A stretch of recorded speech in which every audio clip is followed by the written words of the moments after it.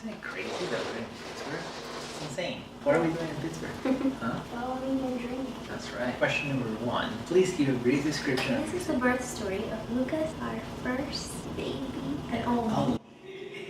And our birth story takes place in Miami, Florida, where we moved for 3 years. We actually didn't have a primary care physician there. It all just ended up working out so perfectly. I had an exceptional delivery. The postpartum was horrible, but the delivery was amazing. I loved it.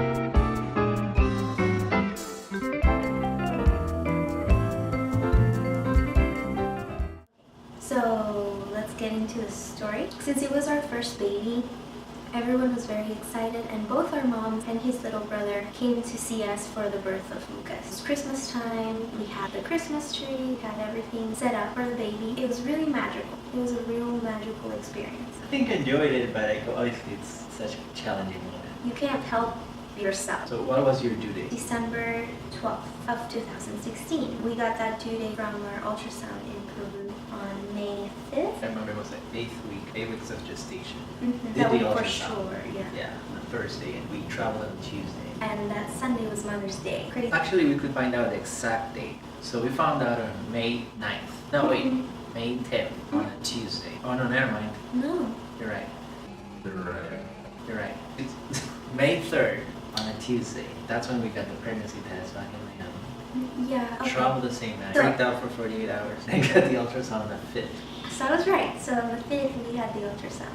See? Isn't that amazing? I am terrible with dates, but I guess I remember this one. And it was really incredible because it's our first baby, and to be able to tell our moms right in front of them for Mother's Day, we couldn't have planned it better. And finding out just a few days before, like, what are the odds? It's just incredible. And I didn't know until the 3rd that we were about to take off. Like half an hour before we had to leave the house, I took a pregnancy test just to make sure, because I had been super nauseous and I thought that maybe it was like my vitamin, or like I had been working 4 nights in a row to be able to have time off for the vacation, so I thought maybe like something, I wasn't doing really all the things to make my body feel good, and I was just pushing it. But I do remember that during that time I had, like, my first craving was for a churro, which was really unusual because I was at work and it was midnight, and that had never happened that I would call Jeremy to ask him for something. We find out the 3rd, we're in shock, the whole plane. You were more in shock than I was. I think we were both in shock. You cannot downplay having a baby for the first time. Yeah, Being but pregnant. things that we didn't know for sure, so I didn't want to be like Yeah. freaking out or, not being sure. So I was like, It just felt incredible because, like, aside from that discomfort, like gastric discomfort, I didn't feel anything different. And to think that there could be something like here happening at that moment was like, that happens to everyone else, not to me. But anyway, we're digressing because this is our delivery story. so he was born on December 13th, 2016. Yeah, he was 40 weeks and a day. Yes. Weight was. Wait, I feel like we're skipping now. Why are we skipping? Because what brought on labor? Oh, you want to speak about the whole. Yeah, We talked about I this love those already. details. Did we? Yeah. How far did we get? We went pretty far. Because you're gonna have footage of the same thing, Okay, and then you won't be able to. okay. Because I remember we went like through that tangent. We finished praying the rosary. We started 1:45 on Guadalupe's Day. And at midnight, we all got up and started doing other stuff. We were getting ready for bed. They were decorating our gingerbread house, right, with Brandon. And I felt like when we finished our rosary, I started feeling cramping almost. Like so lightly that I thought maybe I just had to go use the potty. I did, but it didn't go away, and it just started turning more and more intense.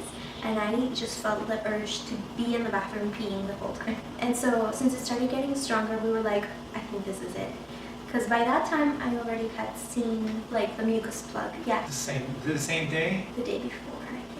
I think starting I had seen it already. It was I went to that day. I think when we went to see the OB-GYN, we told him, he's like, yeah, I mean, it can be a week. So we went on a Monday. What day was he born? Is it a Tuesday? He was born on Tuesday evening. How do I remember? Dang. You didn't remember, I tell you. No.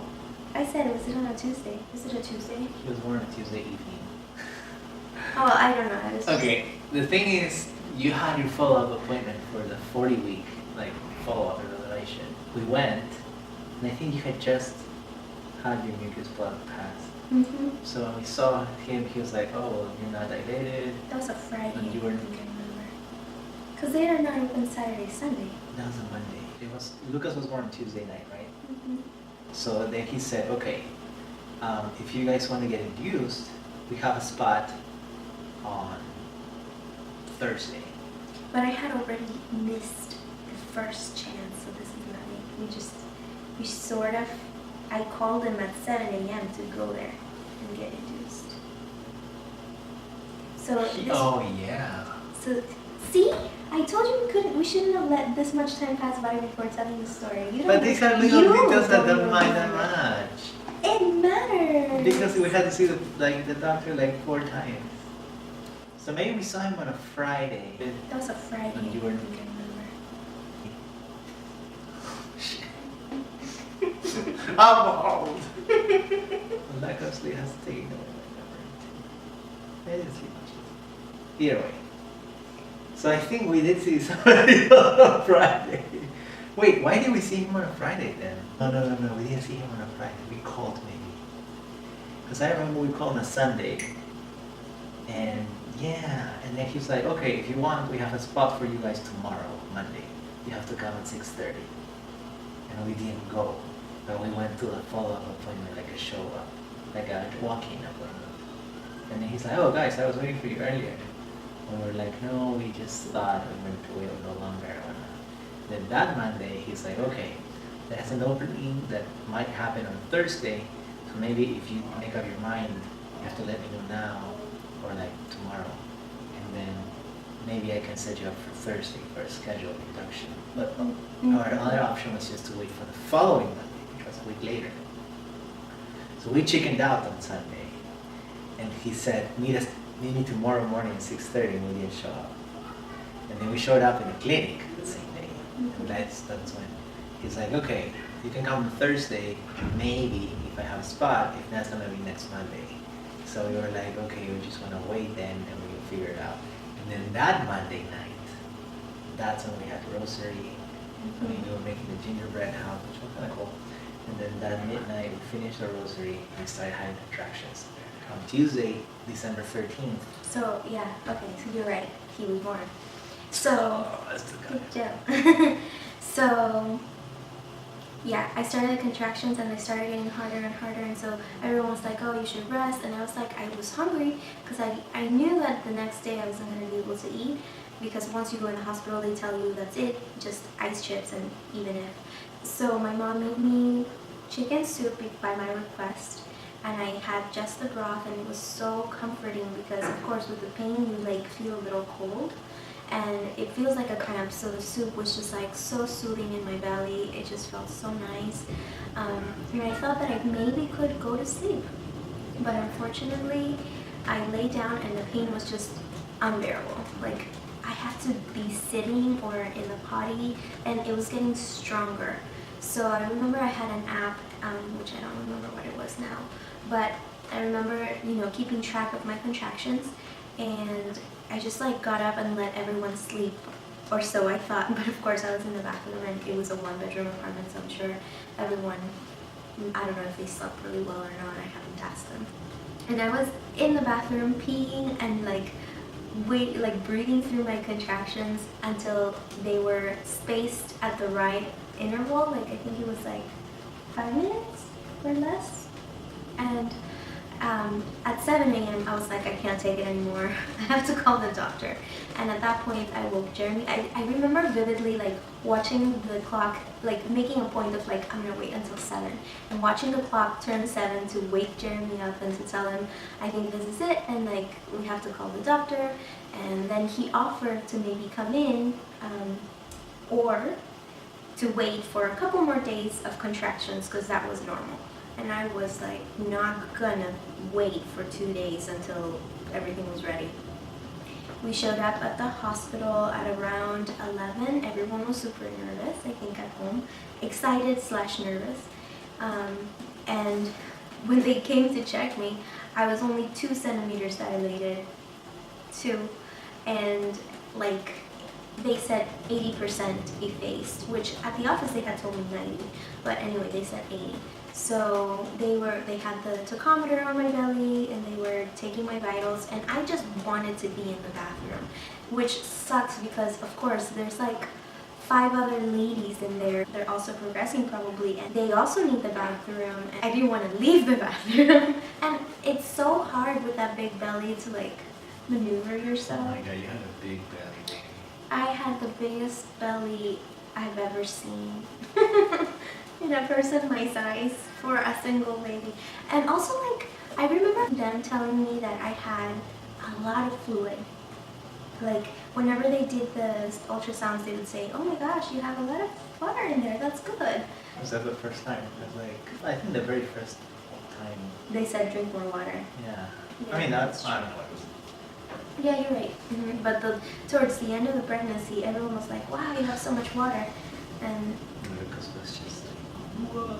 I think we were really, it's so funny being a first time pregnant couple. I remember going at least twice to the hospital to make sure Lucas was okay, because his hiccups wouldn't stop and we were so worried about cord compression. Yeah, that's crazy. I mean, like, you're just worried and you can't see and there's no way to find out unless they do the ultrasound. So we were there. I think we did twice. I think we did. I think once for the hiccups and for non-reassuring because he wasn't moving as much one day, and like the whole day I was like trying to, feel him move and he wouldn't, and I tried drinking juice and I tried like several things and I didn't feel him. That's right. See, this is why this is so important. Okay. Silly dance. But then move on. So we were at the hospital, 2 centimeters dilated, and this is where I need you because this is where my memory gets blurry. Like, I don't remember, like, step by step. So after they said, I think you were 2 or 3 centimeters. It was not a lot. But then I think they gave us the option. They told me that they were Stay. preparing a room for me. Then we finally got a private room for the delivery, which was a huge room. I think we could have like 3 or 4 family members at the same time in there. And we had TV, and it was like ample space basically. Very big. Probably as big as this, not maybe like as big as this living room.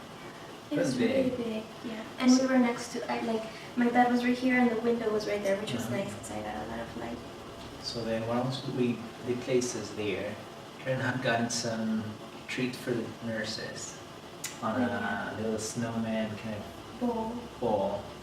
We had some chocolates for them and they were very thankful for that. And we encouraged it, like, oh, every time you come in, take one. Karen wanted to wait and see what happened with her contractions, and she didn't want any anesthesia. So they said, oh, the anesthesiologist is like next door right now, so if you want to get epidural, this would be a good time, because otherwise, if you want it later, then we're gonna have to page them, and you're gonna take a lot longer to get it done. They could be in the middle of something else or Yeah. an emergency, and maybe you wait until you can't hold off anymore, and then they're gonna take at least 30 minutes, maybe, to get to you. So it's not a good idea just to wait till you So can't. the thing is that you didn't want to be medicated. You wanted to- Initially, Yeah, so then Dr. Vendito came in, examined you, and that's when they artificially broke your water.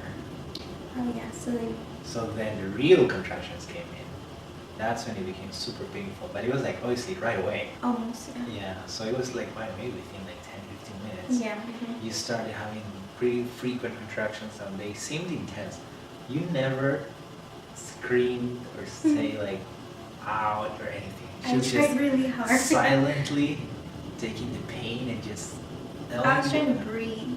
the only way I knew it was painful, I mean, was because you were silent and because you had your eyes closed for a long time and it looked like you were in pain. I was like, oh my god. I mean, you're not screaming, you're not punching stuff, but you were suffering the Squeezing your inside. hand to break your And I don't even know bones. why you were not externalizing your pain. I think I was trying to not lose control of, like, I can do, like, I wanted to think, it's okay, I'm okay, I'm okay. Like, this is normal, this is natural, this is my, I would, like, try to rationalize what is happening so that the pain didn't seem like it's just like I'm completely powerless. Like understanding it, like understanding that my uterus is like, you know, trying to bring that baby down would help me work through the pain as something purposeful that I'm an active participant of. At the end, like right after that, you were like, okay, I'm ready for the future. So I really saw a crazy change when you started having the contractions, because you were just like, you're in pain. The thing is that you were not, I mean, I guess, I don't know if it was better for you, but I was like, why is she not showing it? So then, but definitely you looked like you were suffering there. Then we called the nurse and we're like, hey, you know what, we're ready right now. So thankfully the anesthesiology team was just like right next door. So I would say maybe that's pretty quick. Was it maybe 15 minutes or 10 minutes more?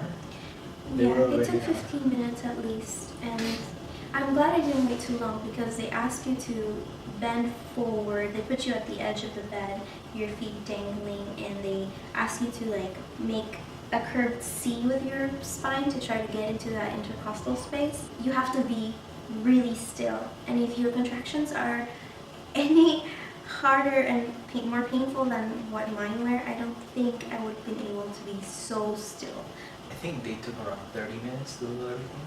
Yeah. So that just gave me a little time to go get lunch.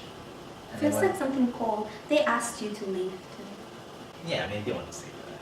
Well, I kind of wanted you to stay, but I was You didn't like, say that. I just feel like it's kind of weird. Like when I'm doing a procedure, I'm like having the family just look at me. onlookers. Yeah, me too. I think it's good. What am I going to gain from that? No, not you. Me. No, what I'm saying is, what I say, I mean us. It's not about you looking, it was about me knowing you were there or holding my hand. I like ended up hugging, because the nurse was in front of me so I wouldn't fall. So I ended up like hugging her because I was like in pain. Like working through my contraction, and to be able to stay still, you kind of need a little coaching and like... You didn't say any of that. Well, you were gone by that point. Well, you I should have didn't- told me I I didn't know wanted what- to stay on my side. I didn't know what to expect, and I didn't want to make a fuss Wait, either. I didn't make any decisions that day that were based on what I wanted. They asked you to leave, and I didn't say, like, don't leave. I just kind of wish that you didn't have to leave and you could be, like, taking the place of that nurse. But I guess, like, they have to do the procedure as safely as they can, and they don't know your background, they don't know, like, how we're going to react, and so probably they trust the nurse to be more cooperative and more, on point with what they need me to do. So it was fine. By the time you came back, I actually was able to take a nap, and I was actually able to look at my contractions on the paper and on the screen and be like, oh look, there's another one.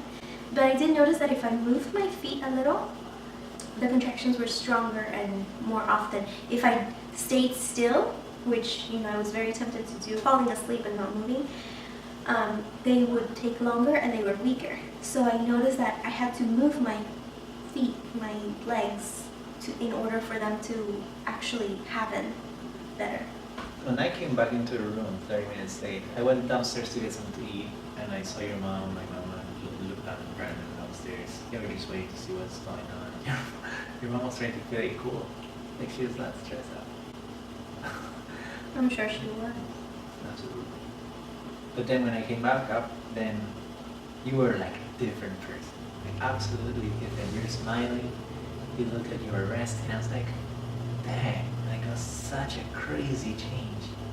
I was like, oh, this is absolutely worth it. Like immediately I knew this is the right decision. There's no reason for you to go through all that without feeling a little bit more comfortable. So it ended up working pretty well. And then the other thing is that we were playing music. It was Christmas time, so we were playing Christmas jazz music that we had going on for hours. I think that was my favorite part too. It was Christmas time, and so you playing that jazz Christmas music was just like so relaxing, and I just felt so at peace. It was the best music choice. Okay, o sea, hasta dónde? The end. No, it's Yes. so long. Look, we're not gonna wait another year to do it. Suddenly. Pretty much. What did you not like about your birth experience, if anything? Oh, that peanut. And actually, this is what happened after the epidural. They gave me this the same material of the exercise balls, and they called it the peanut. And they put me on my side, and they had me put that in between my legs. It was the most painful moment ever. Like, it was so uncomfortable, but I think maybe it wasn't that, but it was that I was fully dilated at that point. They actually came to give me extra pain medicine. It's just at that moment you feel so like almost powerless. Like, one of these older nurses came to give me my pain medicine. Oh yeah, honey, pain is a no-no word here. We're gonna take care of that right now. And I think the only question I asked was, is that gonna affect the baby? And they were like, no, don't worry. Nothing that will leave you here will affect the baby. So you're okay. Like, I remember she was so motherly and nice. And she gave me my pain medicine on my IV. And I remember that is the last medicine that they gave me before I had to start pushing. I didn't know that the epidural had like a PCA, patient control button for administration, like for a little extra dose. I thought you knew. That didn't even cross my mind. I have to rotate you so that the medicine goes on both sides. And I was laying on my side for a while, really comfortable. The bottom side where the liquid, I guess, was going was fine. But I started feeling pain on the opposite side. And so they had to like turn me sides so that it would even out.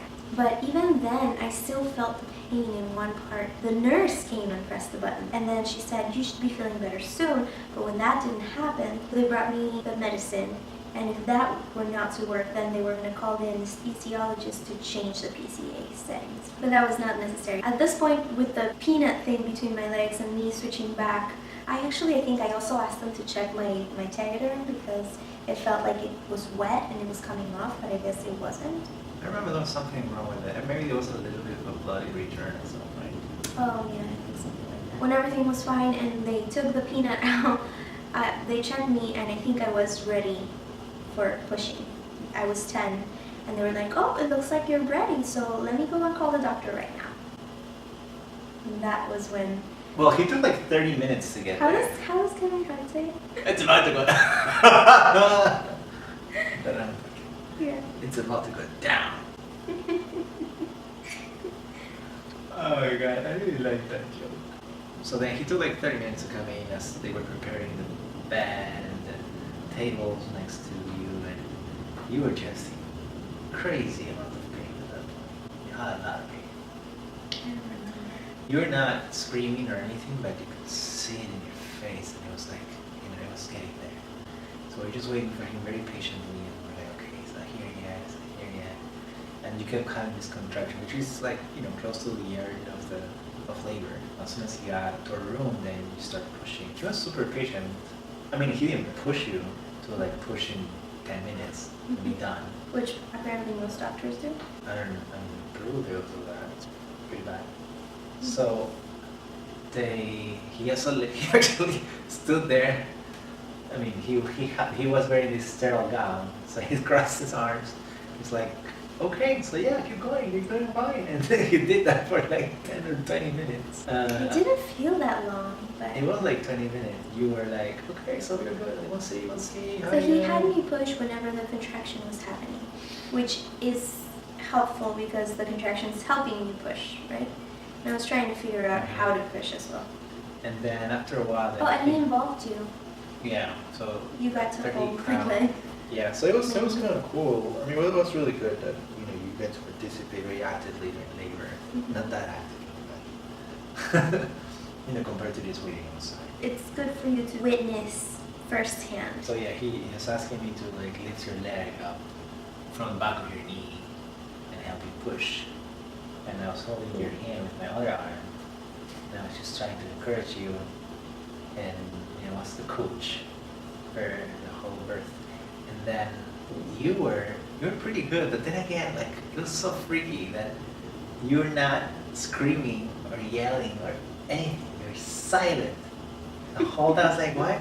What the I was hell are you saving my doing? energy. You were like, not making any sound.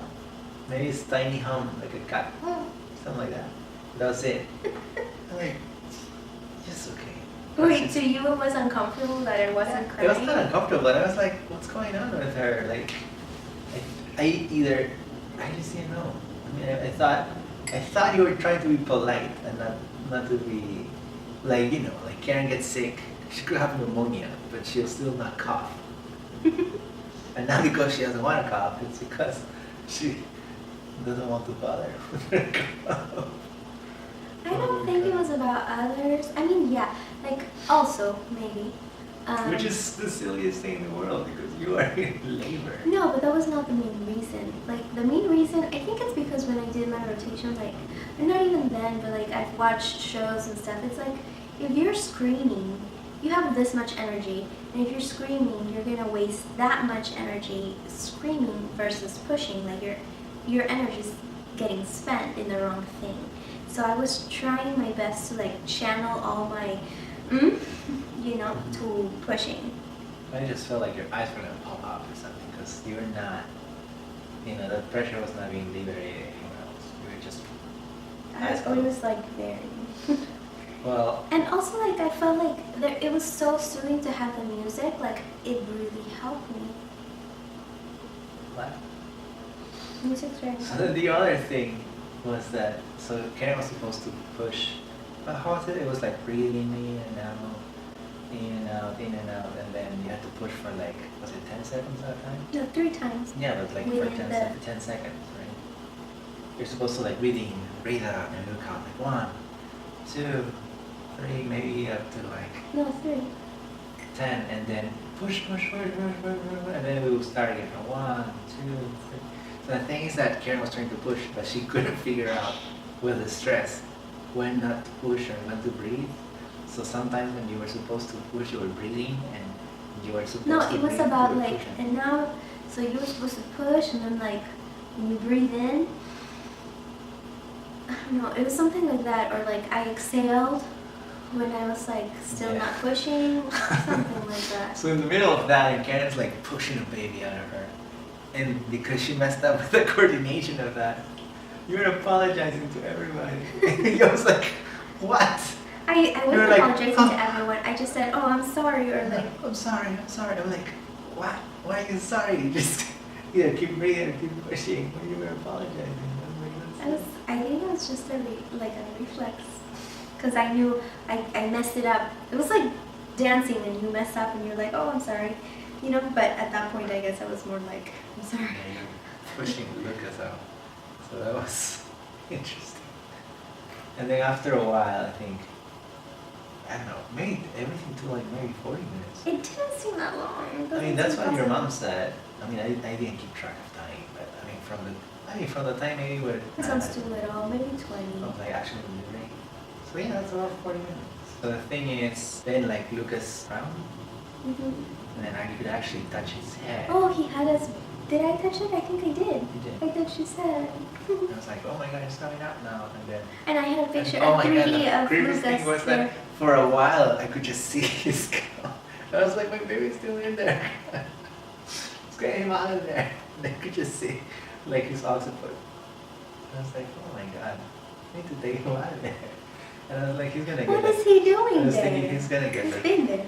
biggest like cephalohematoma or something. Because I was seeing like all this tissue being squeezed out.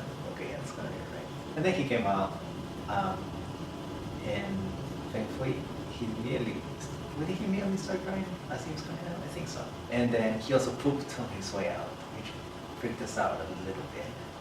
But he was on his way out, so what they call like late meconium, because your liquid was clear the whole time. You were pushing, maybe he relaxed and pooped as he was being held.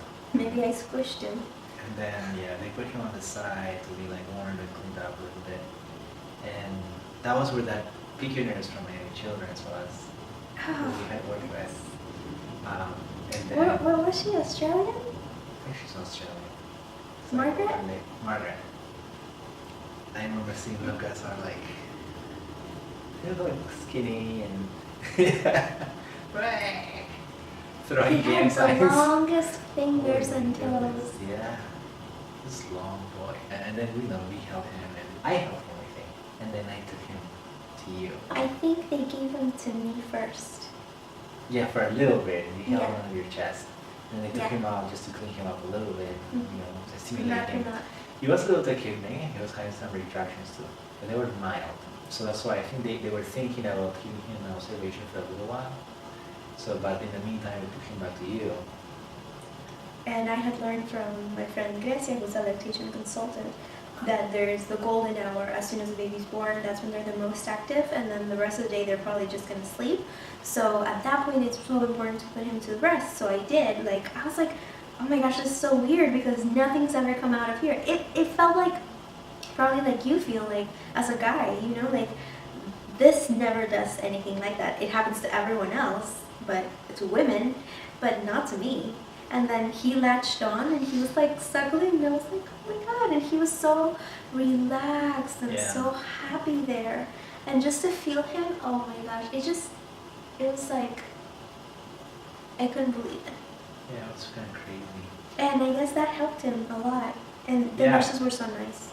Because I think by the time we were done, his breathing was normal. And they let me keep him for a really long time. I don't know if because they were busy trying to let me breastfeed. When they would come in, he was still breastfeeding. But he stayed with me for a good 30 minutes. Maybe 40 minutes. And I'm pretty sure he had to be taken to the nursery for evaluation after birth.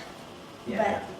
But I was lucky that he was able to stay there with me and that he was healthy enough to do that. And when they took him back, his retractions were pretty much, they were not there. They were gone. Yeah, I don't know, it was not just momentarily, it was just like transient cure thing. So he did fine after that. Yeah, he immediately latched on. He was just calm down, calm down. I don't know if you had any pain at that point still. It was pretty numb. My legs, I could only move one, I think. The other one felt like it weighed 2,000 pounds. I remember Dr. Bendito being there and stitching me up because I did tear. He was like sewing for a long time, and I was like, oh my gosh, what might have happened there that he's taking so long? And I was like, try to remember what everyone says. After the placenta, I didn't even notice the placenta come out, and he was working there, but I was still pretty numb, thank goodness. I was just looking at Lucas over in the little warmer. They were taking care of him and we were holding him. I chose to focus on that because I could have easily focused on this, but what's the point, you know? And I was like, yeah, take your time, do everything well. And he was like, yeah, I'm almost done. I was like, no, take your time. I have to go. It was really nice, but I remember, I think the postpartum reporter said video on it, so. You remember? I mean, and then after that, we called our moms and they came in. They were super excited. They were able to hold Lucas for the first time. No, it wasn't. It was in the same room. Because we took pictures. Oh really? Yeah, it was in that big room. Because we stayed there for 40 minutes. Oh okay. They also came in this one. They also in the big room. They came right away, right after Lucas was born. So after that, they moved us to a smaller room, the postpartum. I remember one thing that when Lucas was born, and we were like, freaking out over everything. Remember when he was crying? Oh, because we chose to have him with us rather than the nursery. Like, we were taking care of him. But I just wanted to have him there. He's my newborn baby. The thing that they gave you the option. But I wanted to have him. For him, yeah, of course. What I wanted to say is, firstborn, and I remember they took him out and they were cleaning him. I was looking at him, cutting his fingers, and just making sure everything's complete. And then I saw him, he was crying. And for whatever reason, he was just lifting the right upper side of his lip. And I was like, and he was making it like, why is he doing that? I was like, come on boy, lift the other side. And I put him on you, and then I was like, looking at his lips, it's like, I think he's coming up to the other side. You never know. Yeah, having a healthy baby is such a blessing. It's such a gamble. You just never know until they're out there and evaluated, and sometimes you don't even know until months or a few weeks after if there's something that needs to be taken care of. We took him in our bedroom. We stayed in the hospital for about 3 nights. We were taking care of him. It was 2 nights. We stayed a third night. The thing is that he was born late at night, so for it to be 48 hours for us to go home, we would have had to be discharged on a Thursday night. But we decided to just stay until Friday morning, and that's when they discharged us from the hospital. But I mean, we didn't really need to stay 3 nights. Well, we did, right? We stayed Tuesday night, which technically is like right immediate postpartum. Tuesday then Wednesday, night, Thursday night, and Friday we went home. Oh wow. So 3 nights. We stayed in the hospital for about 3 nights. 4.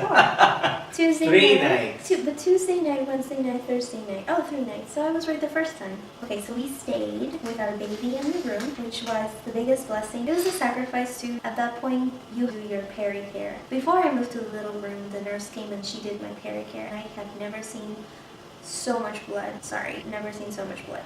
It would just take for me to shift, and it was Niagara Falls. And I was like, oh my god, I could feel it coming down. It was crazy. When I moved to the other room, I think the nurse was able to help me, or she just gave me the supplies. I think she helped me once, and then I did it all by myself because I was able to move better after that. Like, they do it because you can't move your legs because of the epidural, and it's not safe for you to go to the bathroom because you could fall. I remember how painful it was to shift in the bed, getting up and propping myself up to breastfeed.